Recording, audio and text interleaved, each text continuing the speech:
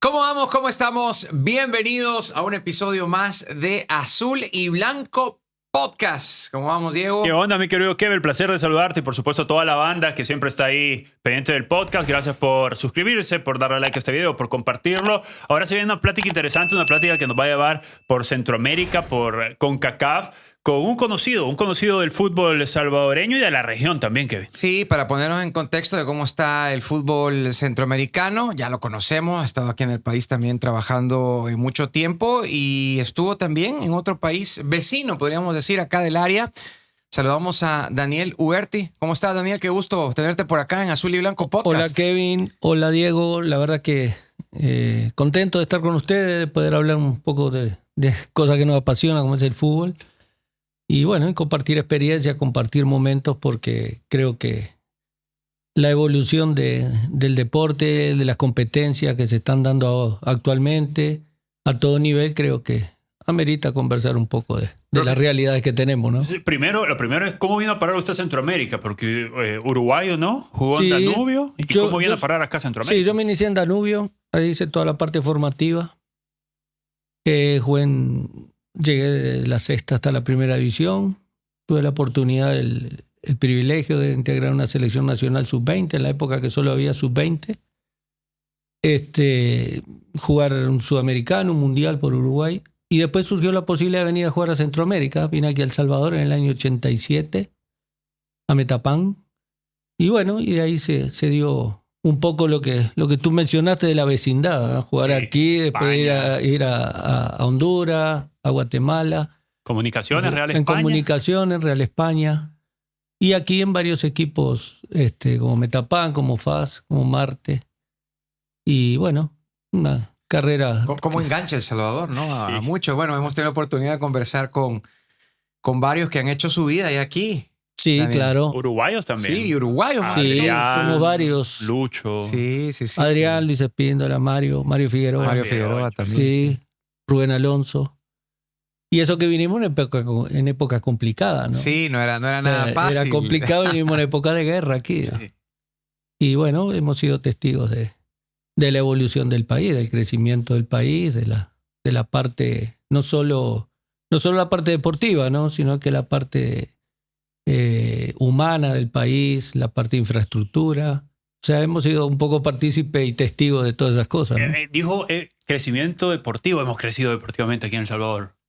Y en algunos aspectos se ha mejorado, en otros todavía estamos un poco lejos del ideal, ¿va? El ideal nunca se alcanza, digamos, ¿no? Pero sí en algunas cosas tuvo que haber habido una evolución, si no ya hubiéramos desaparecido, ¿no? Pero sí hace falta bastante, sobre todo seriedad, más que recursos. Mira, Kevin, para poner en contexto a toda la banda de Azul y Blanco Podcast, el profesor Daniel Uberti viene de ser el director de selecciones en Honduras. Menores, ¿verdad? O Selecciones menores y fútbol femenino. Selecciones menores y fútbol femenino allá en Honduras. Entonces tenemos para platicar bastante acerca de la gestión deportiva y acerca de cómo están los hermanos hondureños. Sí, porque nos interesa la región, nos interesa saber también cómo están las cosas por allá. De igual forma, tratar de analizar el contexto de similitudes que pueden haber en la región centroamericana, que es donde nos medimos, donde comienza para El Salvador, ahora que sabemos que se va a tener que medir algunas islas, yo digo a nivel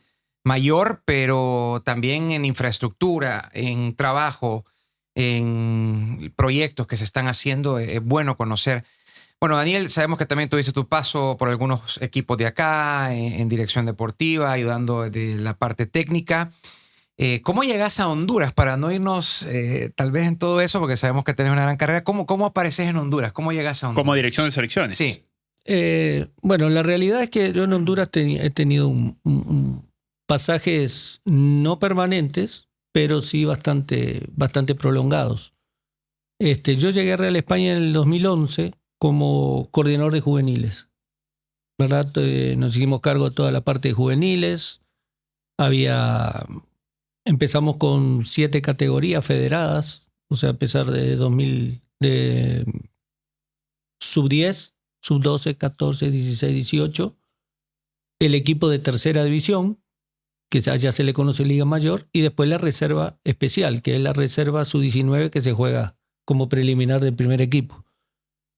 Entonces lo que tratamos fue un poco de estandarizar los procesos y que todo dependiera del club.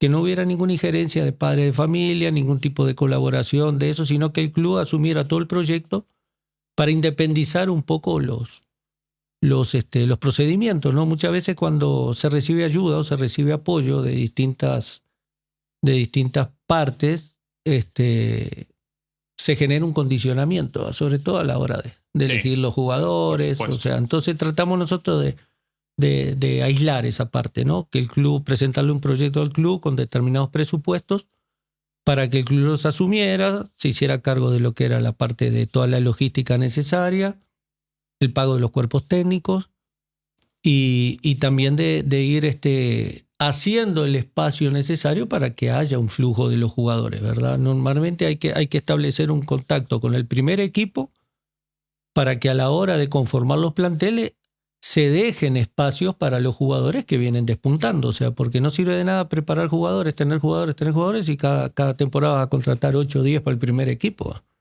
Entonces se logró eso y así fue que empezó la parte de coordinación de juveniles, que después derivó en la dirección deportiva ya total, ¿no? De todo el equipo profesional más el seguimiento a la formativa. ¿Cómo está Honduras en crecimiento o en formación de juveniles?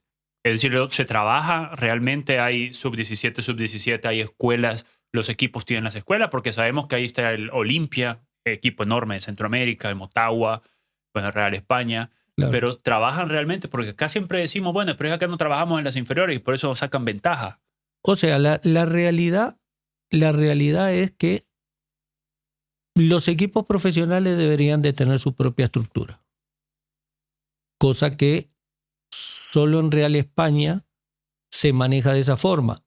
En Motagua también están empezando con ese mismo formato, digamos, de que el club absorber el presupuesto que implica sus cuerpos técnicos y sus propias categorías menores.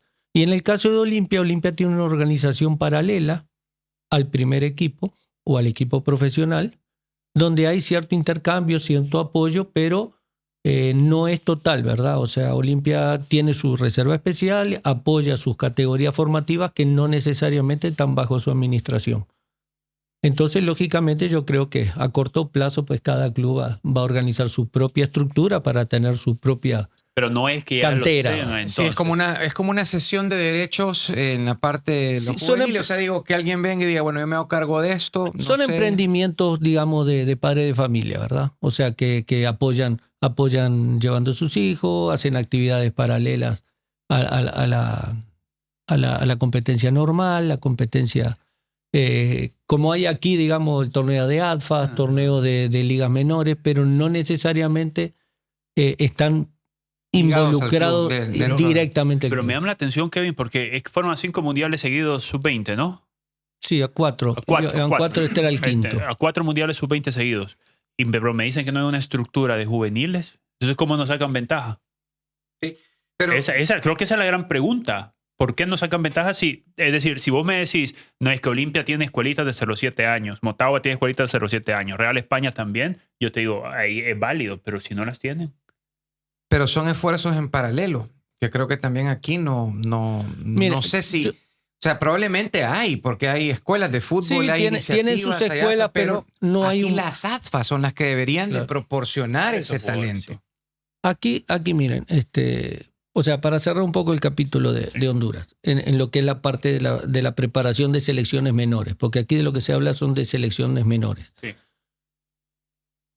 La realidad radica en que las selecciones llevan una preparación un poco más prolongada y un poco más ordenada que quizá que en otros lugares. ¿En qué sentido? En el sentido de que se les da, hay como un protocolo de trabajo que nadie lo escribió, nadie lo dibujó, sino que simplemente es lo que se sigue, es lo que da resultado. Hay procesos donde se buscan los jugadores, se trata de empezar a identificarlos para sub-15, en sub-15 ya hay torneos a nivel regional, donde todos compiten. Entonces lo que se trata es de hacer la escogencia, de hacer el escauteo y empezar a trabajar para ese torneo, que es el sub-15. Ahí parten todas las demás preparaciones. Pero sí hay un esfuerzo importante al momento de encarar el premundial. Digamos, cuando ya hay una fecha propuesta de premundial, entonces ya empieza el trabajo ya enfocado en eso, a buscar los jugadores, a empezar a darle seguimiento. O sea, es un trabajo más del grupo de colaboradores que están en selecciones menores que una estructura ya armada, ¿verdad? O sea, lo que se trata es de, sabiendo las carencias con las que llegan los jugadores y con las necesidades que hay para competir, entonces establecer un programa, un plan para solventar las necesidades que haya y potenciar esos jugadores para llegar a competir. ¿Con cuánto tiempo de trabajo llegó esta selección al premundial, esta selección hondureña? Esta selección tuvo un proceso atípico, les voy a explicar por qué. Como en el mes de septiembre del año pasado, se nombró al profesor Redín. Redín era el segundo asistente del profesor Rueda en la selección mayor. Entonces el profesor Rueda propuso de que Redín pudiera ser el entrenador, pero lamentablemente las actividades de la selección mayor y las necesidades de la sub-20 pues no estaban muy... No se podían compaginar, ¿verdad? Porque el profesor tenía bastante necesidad de estar con la selección mayor, lo requería bastante la selección mayor, entonces con el resto del cuerpo técnico tratamos de ir por lo menos buscando los jugadores, buscando quiénes eran los llamados a integrar esa selección. Y este grupo de edad era un poco complicado porque era año 2005. Y por el tema aquel de la pandemia, donde un par de procesos quedaron por el camino, que la FIFA lo suspendió, este proceso 2005 prácticamente no había tenido ninguna competencia internacional. O sea, el rango de edad no le ayudaba como para competir anteriormente. Entonces era un grupo nuevo. Entonces empezaron a hacer las visorías y todo, pero no pudimos arrancar. Eso fue en el mes de noviembre. Sí, estamos hablando... Así similar a lo que pasó aquí. No, estamos hablando de septiembre del 23. Esperamos al profesor Redín como hasta noviembre, que ahí sí donde él se liberó. Entonces, bueno, ahí sí se empezó un poco en noviembre 23, se empezó un poco a trabajar. Después el profesor Redín en enero se fue a Perú, le salió una oportunidad de trabajo en Perú, se fue. Entonces, a partir de enero fue donde prácticamente se preparó este grupo. Perdón que te interrumpa, es casi igual que acá, porque exacto. había venido un asistente de la barrera. Sí. ¿Cómo se llamaba? No me quiero ni acordar. No se me fue el nombre. Pero le dan la selección, se van para Portugal, dejan tirada la selección y empezás a trabajar hasta enero. O sea, digo... Muy similar. Muy similar a lo que ha pasado aquí, pero perdón ahí la interrupción. O sea, la verdad, yo decía que era un tema típico porque normalmente el proceso como tal se debió haber empezado como en agosto, septiembre. O sea, la programación era que al nomás terminar los Juegos Centroamericanos, que nosotros vinimos a participar acá, que logramos la medalla de bronce, que fue en los días de julio. Uh-huh. O sea, nosotros... Julio 2023, correcto. Ok, la programación era empezar en agosto del 23 ya con la sub-20 para este evento que acaba de terminar.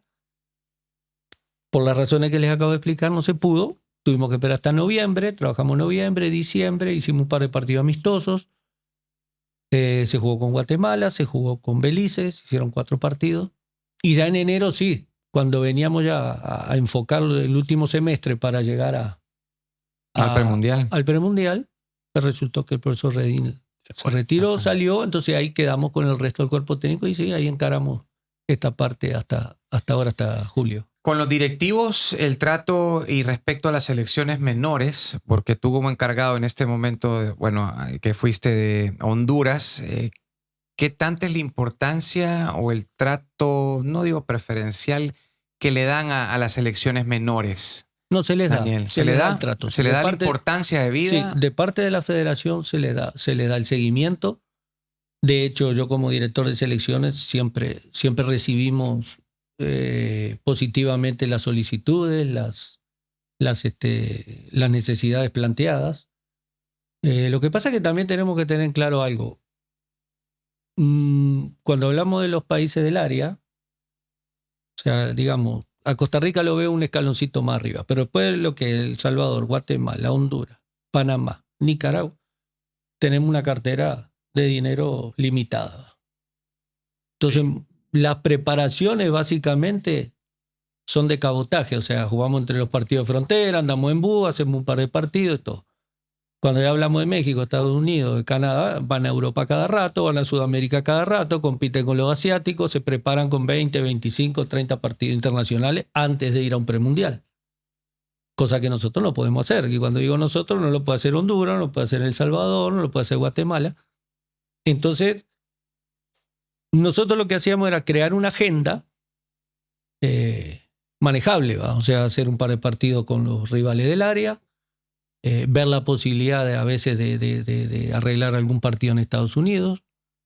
Y a Estados Unidos íbamos un poco por la competencia, pero otro poco para conocer las canchas, porque después a uno le toca competir en canchas que son muy distintas a las habituales, y eso es un problema serio a la hora de competir, no poder manejar el tipo de cancha en lo que vas a jugar.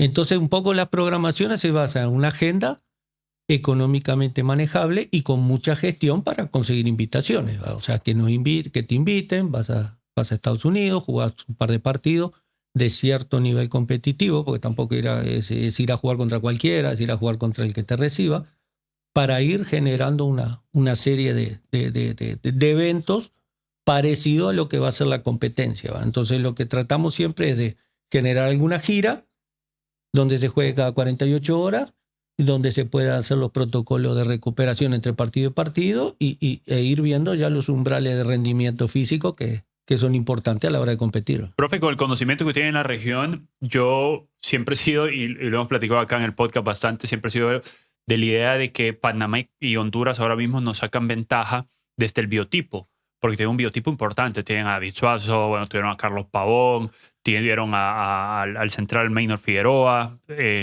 Panamá lo mismo. Sí, o sea, ¿puede ser eso? El biotipo es una característica natural de cada país, ¿verdad? O sea, cuando, por ejemplo, yo me acuerdo que, por ejemplo, cuando venía a México hace muchos años, digamos la época de Chucho Ramírez, ellos lo que trataban era que cuando salían los calendarios, buscaban venir a jugar a Centroamérica con el similar al que ellos les tocaba. Por ejemplo, si ellos venían a jugar, si les iba a tocar El Salvador en su grupo, venían a jugar con Guatemala. Porque veía un fútbol más o menos parecido, físicos parecidos. Todo. Si les tocaba Panamá, pues buscaban jugar con Honduras.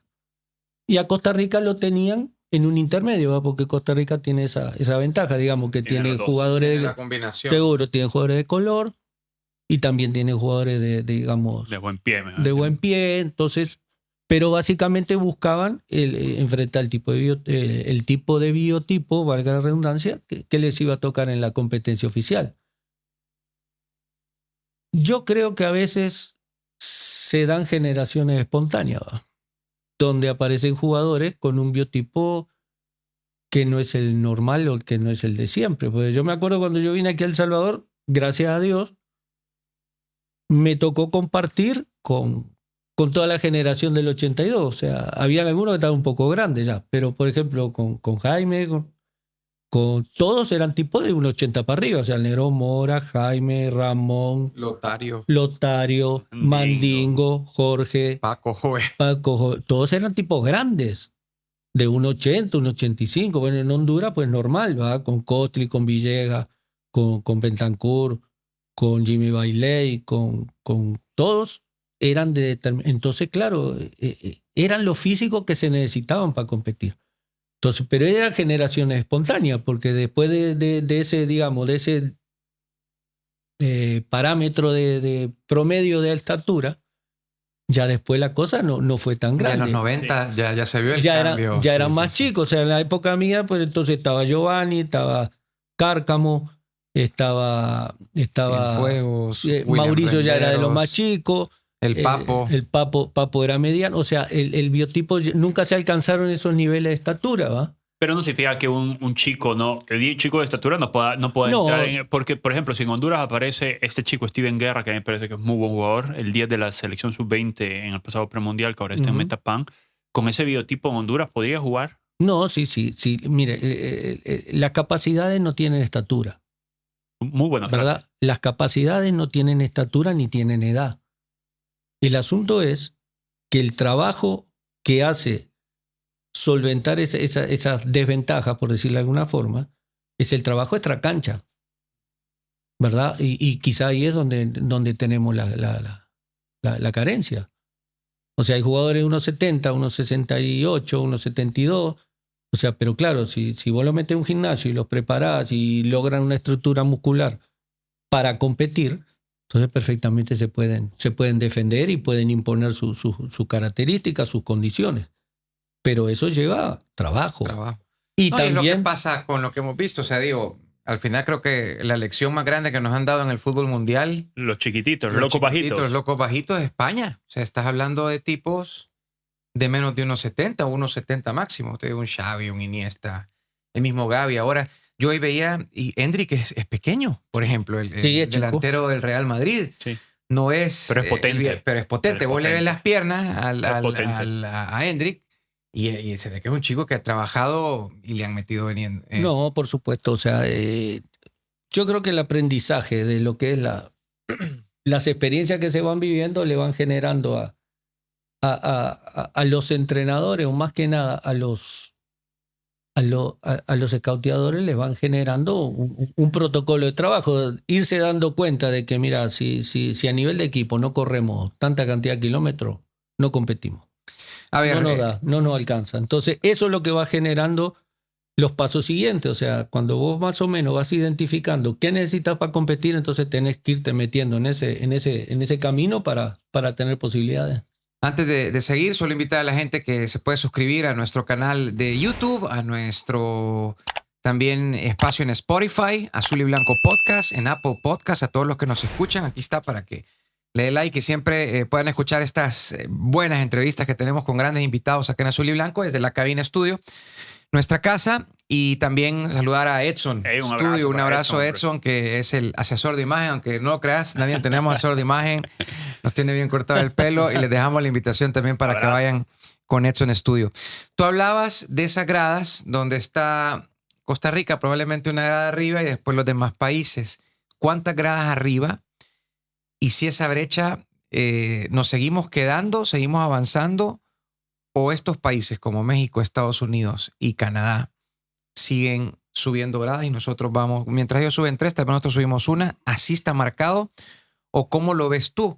¿Cómo vamos a lograr competir ante eso que mencionabas? Pero hemos competido, Kevin. Sí, hemos competido. Yo siempre voy a pelear eso. Pero no ganamos. Pero no ganás. O sea, al final, es el tema. ¿Quién va al mundial? Sí, pero yo México siempre, va al mundial. Yo siempre tengo esta discusión acá y saludo a todos los que siempre me guardan cariño en redes sociales, porque yo digo, pero es que hemos competido. La plata al final no juega dentro de la cancha. Si no, Estados Unidos tendría que venir a meter 10 acá. Pero teniendo a Pulisic, teniendo a McKennie. Pero es el oficio. Yo te digo, porque hoy que mencionabas a Chucho Ramírez, Daniel, yo me acuerdo que, bueno, yo fui compañero de él en fútbol de primera para las Copas del Mundo, compartí mucho con él y cuando él vino acá a El Salvador una vez a unos entrenos que vino a jugar con la selección, me recuerdo, me decía que venían de Europa, de jugar 10 partidos de Europa. ¿Cómo? Sí, no podés competir con, o sea, por más que me digas... Cuando ellos vinieron acá, el asistente de él fue un compañero mío de Danubio, jugamos juntos en Danubio, Javier Vega, que por cierto estuve con él en México ahora. Entonces ellos tenían la necesidad de preparar el premundial y necesitaban unos partidos aquí. Aquí vinieron, hicieron 2 partidos con El Salvador. Exacto, en el BCR entrenaban Ahí va, aquí. Hicieron 2 partidos en El Salvador. Contra El Salvador, uno se jugó allá en Nejapa, me acuerdo, de noche. Y yo los invité y logré que fueran a jugar al Liceo Salvadoreño. Yo trabajaba en el Liceo Salvadoreño en ese tiempo. Y ahí jugaron contra el equipo del colegio, los que no jugaban los partidos, digamos, de selección. O sea, venían como con 25 jugadores. Entonces, por ejemplo, los que no jugaron anoche en Nejapa, que jueguen al otro día para no perder minutos de juego y todo. Entonces, fue una experiencia bonita para los chicos estos del colegio, que tuvieron la oportunidad de competir con los que más adelante fueron no solo campeones del mundo, sino que fueron aquí anduvo Vela, andaba el otro que juega en Dos Santos, en el Betis. Los campeones olímpicos, ¿no? Los campeones mundiales. Los campeones mundiales. Fueron campeones mundiales sub-17. Sí. Y bueno, ahí se da un poco lo que estábamos hablando hace un rato, que ellos venían a interactuar con los posibles rivales que fueran a tener. Y lógicamente que cuando uno habla de México, Estados Unidos, Canadá, ahora que se está queriendo incorporar, o sea, la verdad, o sea, es es larga la diferencia. Sí, muchísimo. Es larga, es amplia. Pero vos competís con ellos con trabajo. O sea, cada quien tiene sus características, cada quien tiene sus atributos, sus formas. Lo que hay que estandarizar y lo que hay que lograr es generar seriedad a la hora de prepararse, generar seriedad a la hora de los procesos y tratar de competir. No solo, como decimos, ir a hacer partido o por lo menos perder por poco o por ahí ganar partidos, porque ahí no solo juegan los 11 que entran a la cancha, hay un montón de intereses por fuera que suman a favor de las potencias, y si vos no te acomodas dentro de la cancha, pues no tenés chance, o sea, no tenés oportunidad de clasificar, porque ahora estamos hablando de que a los mundiales van 4 y estamos hablando que hay 3 pesados. Sí. Profe, ¿cómo, esta pregunta la tenía guardadita ahí, cómo nos ven desde Honduras? ¿Cómo ven a El Salvador desde Honduras? Es decir, sub-20 o en general clubes o selección mayor, ¿cómo nos ven desde allá? ¿Qué impresión tienen del fútbol salvadoreño? La verdad. Mira, lo que pasa que sin problema. Las realidades las marcan los resultados.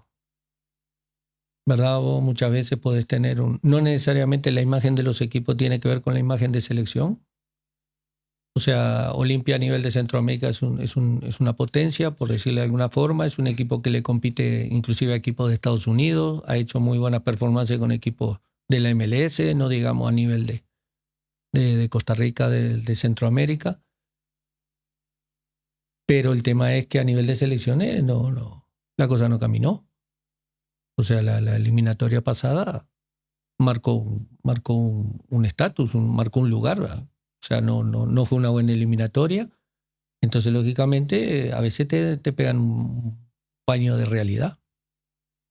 Y cuando uno se mete a competir y los resultados de una manera u otra no se dan, y pasan entrenadores con muy buen recorrido, con muy buen currículum, y la cosa no camina, entonces ya empezás a ver a todo el mundo con cierto respeto, o sea, con cierta precaución, ¿verdad? Porque no es como uno pudo pensar antes, no, le tiramos 3 centros y les ganamos, o les ganamos corriendo, no, ya no existe eso. O sea, ahora hay que prepararse, hay que competir y no hay rival chico.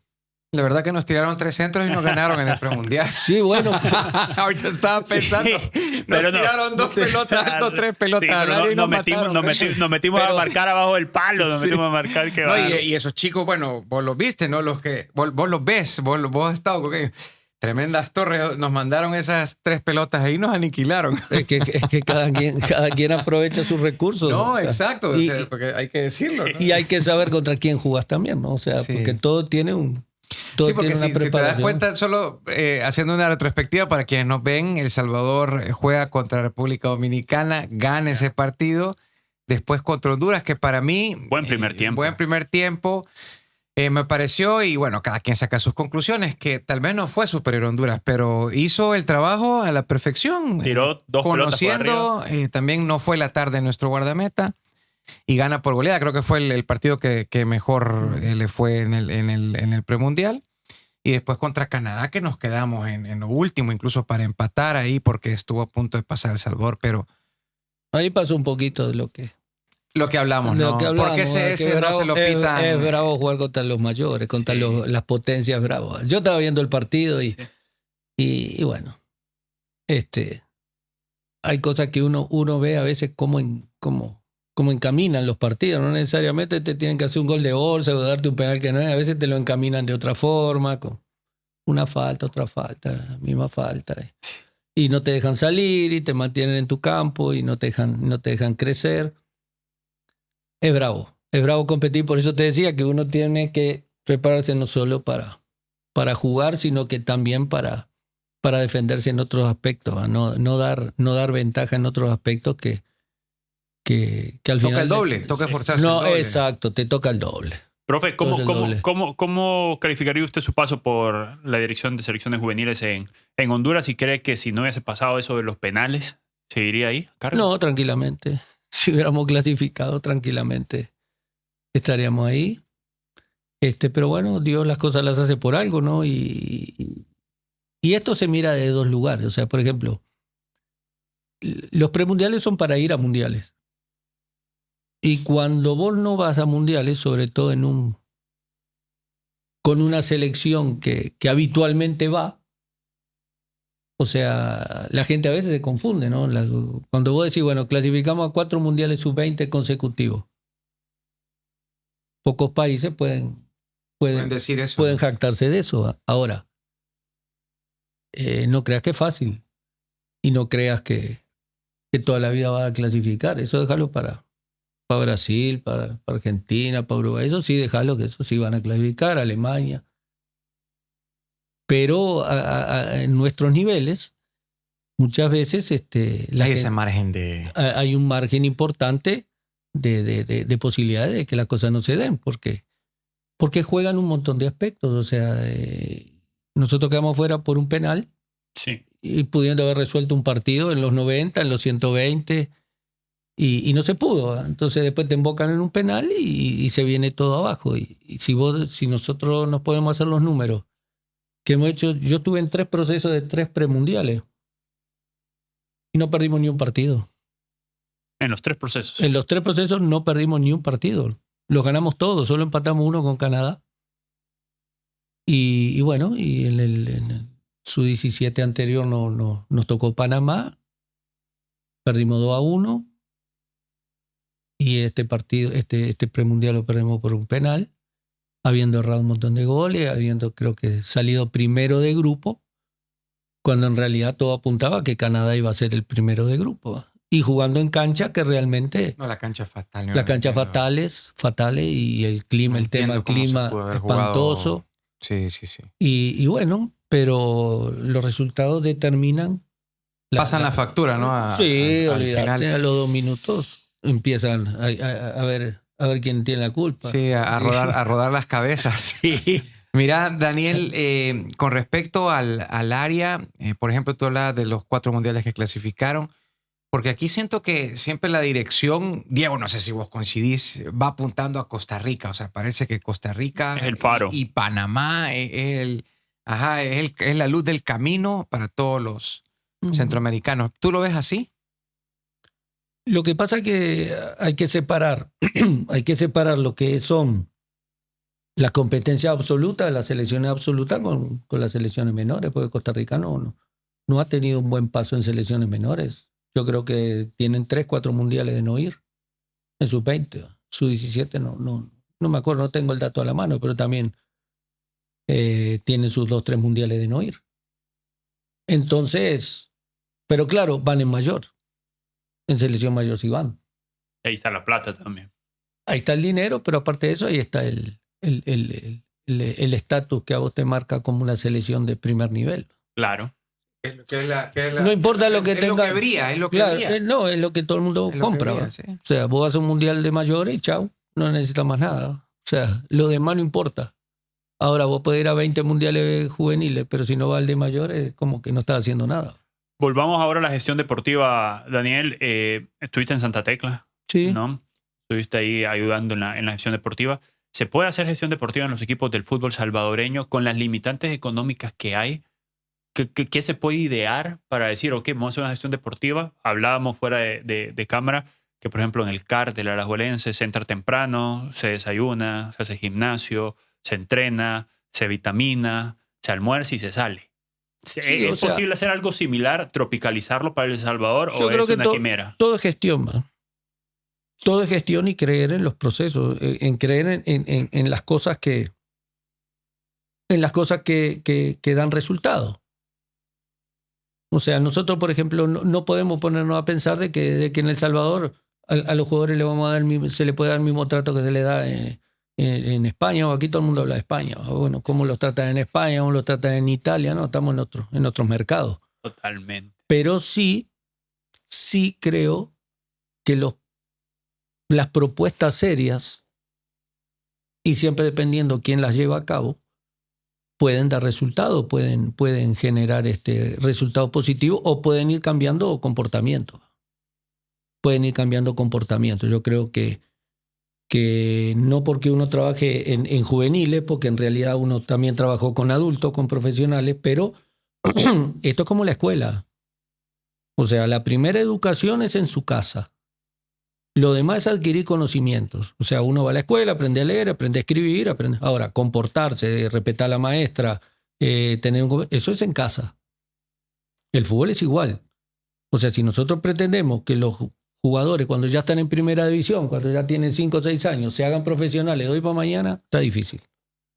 Ahora, si vos a los 15, 16, 17 años, ya el joven empieza a entender por qué se debe entrenar de tal manera, por qué debe comer determinadas cosas, por qué debe descansar determinada cantidad de horas, por qué tiene que tener un trabajo complementario. Si lo empiezan a entender y empiezan a aprenderlo desde esa edad, pues entonces van a crecer con ese comportamiento, con esa educación. Y no va a haber necesidad de que a los 22 años decirle, loco, tenés que ir al gimnasio porque pesa 10 kilos. O sea, tenés que ponerle, tenés que meterle músculo, porque si no viene aquel, te pecha y te saca de la cancha. O sea, esas cosas vienen de antes. Daniel, perdón, Kevin, con el mismo tema de gestión deportiva y de fútbol salvadoreño, yo recuerdo, me corrige si no, en Real España, ustedes lograron vender a Roches, ¿puede ser? A Brian Roches. Brian Roches, no, se fue.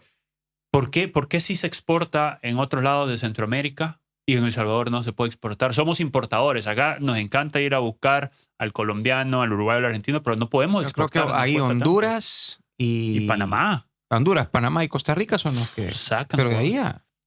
Sí, o sea... Pero ¿cómo se hizo para poder entender? ¿Traía un proceso juvenil? En el caso de Brian vino una camada de jugadores, eran 5 o 6 jugadores. Que bueno, uno era Búa López, que actualmente es el arquero de la mayor. Otro era... varios salieron al extranjero. O sea, Brian Acosta, que anduvo en varios equipos de la MLS, inclusive fue a Europa. Ahora está saliendo una lesión. Joe Benavides. Vargas, un central. O sea, todos esos muchachos. Y Brian, que era el centro delantero de ese equipo. Entonces era prácticamente una columna vertebral. Ese equipo salió campeón en reserva, salió campeón en primera división. Ese grupo, ¿no? Y después todos pasaron por mundiales sub-20, por selecciones olímpicas, por selecciones mayores. Y ya estamos hablando de muchachos que tienen 28, 29 años, ¿no? Otro detalle muy importante también que se nos escapó es que Honduras fue a 4 Olimpiadas seguidas. Sí, también. Llegando a semifinales. 4 a la final, perdón. 4 Olimpiadas seguidas y ahí se dio un fenómeno que por eso lo que yo les comentaba, que a veces hay que competir en otros ámbitos. O sea, en el proceso anterior se decidió de que los dos que jugaban la final del premundial sub-20, eso iban a la Olimpiada. Sí. O sea, cosa que por algo se sacó de la manga esa cuestión, ¿va? El tema es que una de las potencias tenía 4 Olimpiadas de no ir, ¿va? Sí, tal cual. Entonces, ¿cómo hace vos para competir? Claro, Honduras compite porque sale de un sub-20 y esos jugadores a los 2 años cuando te juegan el preolímpico ya todos tienen 40, 50 partidos en primera división, ¿va? Entonces ya maduraron. Ahora, cuando te agarran el sub-20 te pasa lo que pasa siempre, ¿va? Que salen primero o segundo, entonces ahí sí te aseguras la ida a la Olimpiada sin el proceso siguiente. Entonces desaparecieron los preolímpicos. Entonces, a efectos de competencia interna, para nuestros países, vuelvo a repetir, te quitan un eslabón importante, ¿va? En la maduración del jugador, porque acá no tenemos la posibilidad de ir a Toulon, de ir a jugar a Francia, a los torneos de Europa. Eso está difícil, ¿va? Pero ¿y por qué no podemos exportar entonces? ¿Por qué nos cuesta tanto? Porque tenés que trabajar, tenés que preparar el producto. Aquí, o sea, lo que vos lográs en primera división es muy, ¿cómo te digo? Es muy escaso para competir a otros niveles. O sea, sí, la competencia nuestra no es la realidad. O sea, vos podés tener jugadores con muy buenas condiciones. Yo vi unos chicos ahí con muy buenas condiciones, pero el tema es que segundo y el tercer partido ya andan en reserva, ya el motor ya no les da. Ya no les da el físico. Exacto, entonces muchas veces en estos torneos, el primer partido vos te encontrás con un rendimiento importante de muchos de los equipos. Ya el segundo merma totalmente y el tercero llegan con lo que pueden. Entonces esos 3 partidos son los que te preparan al cuarto. El cuarto partido vos te jugás todo para ver si vas o no vas. Entonces, eso es una de las cosas en las que hay que hacer diferencia, o sea, mantener un esquema de rendimiento parejo. Entonces, eso es lo que te da umbrales de rendimiento más altos, te da posibilidad de competir con mejores posibilidades y ahí empezar a llamar la atención de la gente afuera, porque ahí hay un montón de gente viendo los premundiales, viendo escauteadores, ¿va? Que miran y siguen a un jugador y lo siguen y lo ven. Entonces ahí es donde empieza el contacto para poder sacar recursos humanos de aquí para otras ligas más importantes. Ya casi para ir terminando, Daniel, y a toda la gente que nos está escuchando en Spotify, a través de Azul y Blanco Podcast, a través de Apple Podcast también, y que nos están viendo en YouTube, estamos acá desde la cabina. Daniel Uberti con nosotros. Yo creo que ya con esta casi que me voy despidiendo.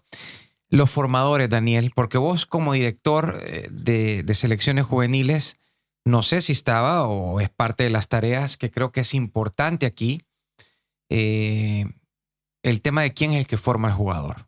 Porque probablemente suele ser que nuestros países agarran al que te va a cobrar menos, al de menor experiencia, denle en las menores. Ponemos el techo primero y después la base. Y no tenemos a los formadores a los que verdaderamente tienen que trabajar en juveniles, y tú sabes que el trabajo de juveniles es importantísimo, fundamental, tendrían que estar los mejores. Yo no digo que están ahorita los peores o los mejores, pero es el pensamiento unificado que veo yo en el área también.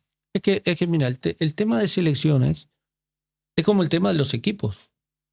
O sea, digamos, el tema de selecciones que vos vas a tener una selección mayor con determinado nivel de competencia en la medida de que las selecciones menores vayan siendo fuertes también.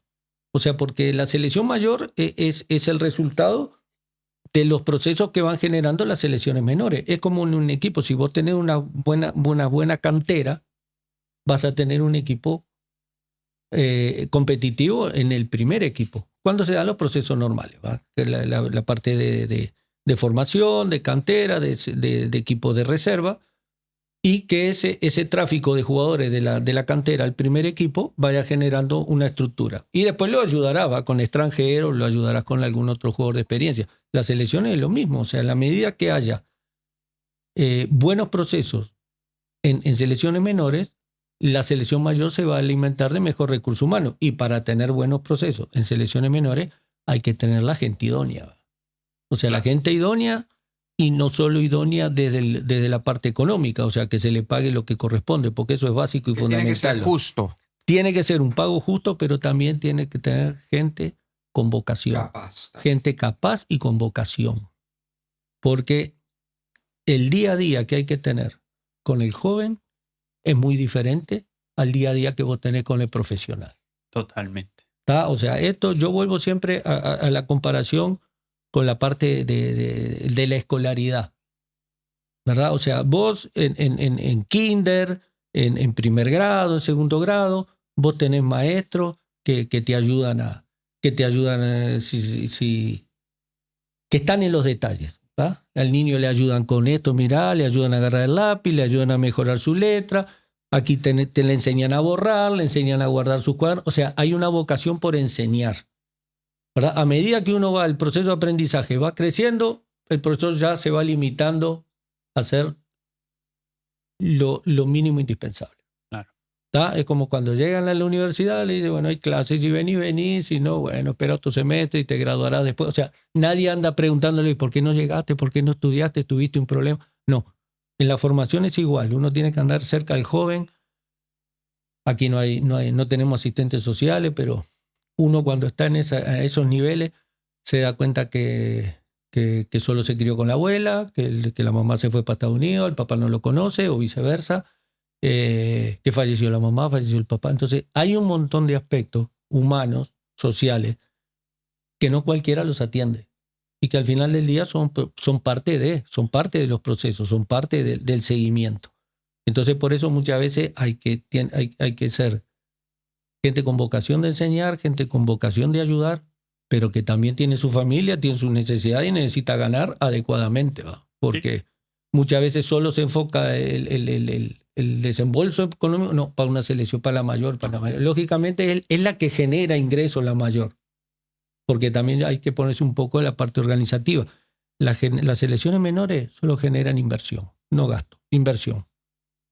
Nadie te invita a un torneo, nadie te paga por ir, salvo que vos gestiones. La selección mayor es la que genera recursos para que las demás sobrevivan. Pero bueno, de una manera u otra hay que administrarse para que todos estén conforme con lo que hacen y conforme con lo que perciben por su trabajo. Profe, un gran tema, y para finalizar, es el tema de los jugadores repatriados, si se puede decir de alguna manera. Causó mucha polémica el tema de Figueroa allá en Honduras. ¿Cuál es la impresión que usted tiene de los jugadores que quizás tienen descendencia de un país o raíces de un país y que hay que ir a buscarlos, hay que rogarles, hay que estar ahí pidiéndoles? Digo, si el jugador te dice, por acá nos pasa, si el jugador dice, no quiero, hay que estar encima, hay que estar presionando para que jueguen. Y si nos puede explicar un poco lo que pasó con Figueroa. No, en el caso de Queirol, su familia decidió, él tenía tres posibilidades. Podía jugar por Inglaterra, podía jugar por los Estados Unidos y podía jugar por Honduras. Su familia decidió que jugara por Estados Unidos. Y yo esto lo he comentado 10 veces. Su familia decidió que lo mejor para su futuro, no sé, futuro personal, su futuro deportivo, era competir por Estados Unidos. Ellos lo decían, y por supuesto que es válido, porque cada quien para su hijo quiere lo mejor o lo que considera que es lo mejor. Entonces, eso generó molestia, porque Maynor, por supuesto, es un estandarte de la selección de Honduras. Creo que es el jugador que tiene más partidos jugados por Honduras. Y a la hora de la hora, la gente creyó que por esa situación, pues Queirol iba a venir corriendo a querer jugar por Honduras. O sea, él con su familia decidieron que su camino era jugando por Estados Unidos, y nadie se puede molestar por eso. No. O sea, son decisiones de vida, decisiones de familia.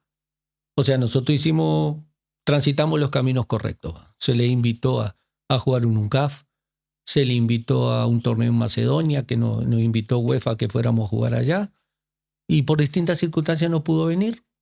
Posteriormente aparece jugando por Estados Unidos. Bueno, o sea, fue su decisión, y su familia es la que está detrás de él, y nadie puede cuestionar ese tipo de decisiones, ¿verdad? En cuanto al tema de los repatriados o de los chicos que se desarrollan en otros lugares, yo en lo particular tenía un tema muy claro. Lo primero es que tienen que ser muy superiores a los criollos, a los que están acá. ¿Por qué motivo? Porque vos con los que están acá, vos podés entrenar habitualmente, los podés invitar a un microciclo, los podés darle un seguimiento cercano, ¿verdad? Y al final, estandarizar una preparación y un nivel de cohesión entre todo el grupo para poder ir a competir. Ahora, eso de que hay 5 de acá o 10 cuando digo de acá, es 10 que están en el país y otros 10 que vienen de afuera, y aquellos de afuera, algunos juegan en una academia, otros juegan en un equipo oficial de MLS, en el segundo equipo. Entonces, vos lo que tenés que ver son rendimientos. O sea, si son de allá, y si vos vas a tener que sacrificar horas de entrenamiento con el resto del grupo, es porque te van a hacer una diferencia. Si no, no vale la pena. O sea, sí es muy importante verificar el nivel de competencia de ellos, ¿verdad? Y ver dónde juegan, ¿no? Ver dónde juegan. Porque muchas veces juegan en tal lado, en tal otro, pero a la hora de competir, el ámbito de ellos no hace diferencia con otro, ¿verdad? Entonces, vuelvo a repetir, para que se entienda claro, todo el mundo tiene la puerta abierta, y lo único que va a hacer diferencia es su talento y sus capacidades, ¿verdad? Y lógicamente que en el tema de las preparaciones previas a los torneos hay un tiempo importante que dedicarle para lograr aspectos físicos que te permitan competir. Entonces, a veces, cuando vos solo traes algunos muchachos que vienen de afuera y solo están 10 días con el resto del grupo, para después nos juntamos, entrenamos y vamos a competir, ya no te da. Es muy difícil. Es muy difícil, sí.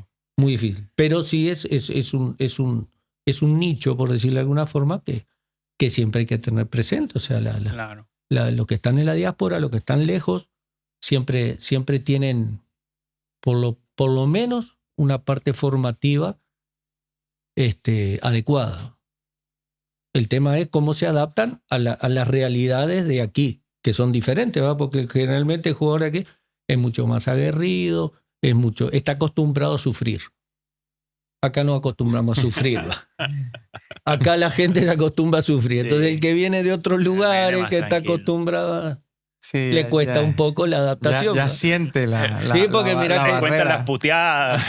No, es que eso es parejo en todos lados. En todos lados es igual. Nosotros nos pasó en Honduras. Mira, en Honduras nosotros, este último premundial, el único que venía, no vino, pues no lo dejaron venir. Estaba en Alemania, jugando en el Mainz, que en Nairobi Vargas. Sí. No lo dejaron venir.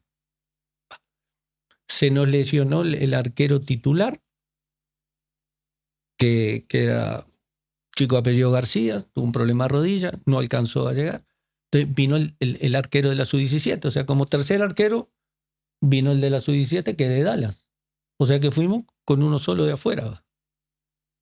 El premundial anterior vinieron 3, que eran 2 de DC, del Washington DC, del DC United, perdón, y Nairobi, que era de Dallas. O sea, los 2 del DC eran primer cambio. No llegaron a ser titulares. Y Nairobi sí era titular. Pero, o sea, no es así nomás de que llegan y juegan. No es porque solo ven afuera. Que eso piensan muchos, pero... Y también tenés un problema, en Honduras hay un problema importante con la documentación, ¿verdad? Nadie tiene pasaporte, ¿verdad? No, igual aquí se tarda. Acá también. Sí, se tarda. Total. Podemos seguir hablando aquí. Sí, es que no, y tantas cosas que se van encontrando en el camino, porque ahí se juntan las aguas, ¿no? Hay muchas similitudes, sí. Sí, y digo, y no es tampoco por salvar la situación salvadoreña, pero muchas veces nosotros mismos aquí queremos cavar el hoyo y meter todo ahí pensando que somos los únicos que pasa. Yo con esto no es que me conforme, pero digo, también hay unas maneras y ciertas cosas que se hacen diferentes, porque el hecho de que digo, ustedes, tomando en cuenta Honduras, sí, o Costa Rica, o Panamá, estén yendo a mundiales juveniles, estén asistiendo a eso, estén viendo jugadores, están haciendo algo diferente. O sea, tampoco no podemos estar con los ojos vendados y decir que todo el camino es bueno. Pero, Daniel, agradecemos tu tiempo. No, el agradecido ¿te quedas aquí? ¿Qué vas a hacer ahorita? No, aquí voy a estar. Aquí voy a estar unos días con la familia. Mis hijas viven acá, mis nietos están acá. Así que vamos a aprovechar. ¿Pero te querés seguir ligado? ¿Querés seguir? No, necesito seguir. Todos necesitamos trabajar.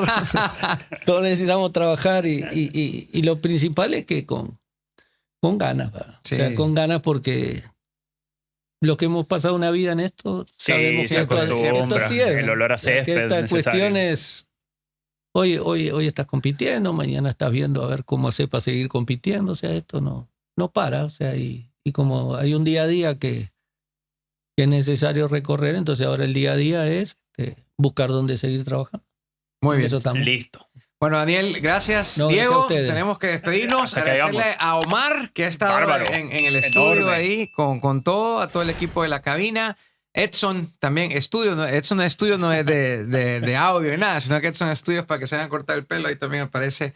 Gracias a todos. Esto fue Azul y Blanco Podcast. Abrazo grande para todos y a ser felices. Chao. Esto fue Azul y Blanco Podcast.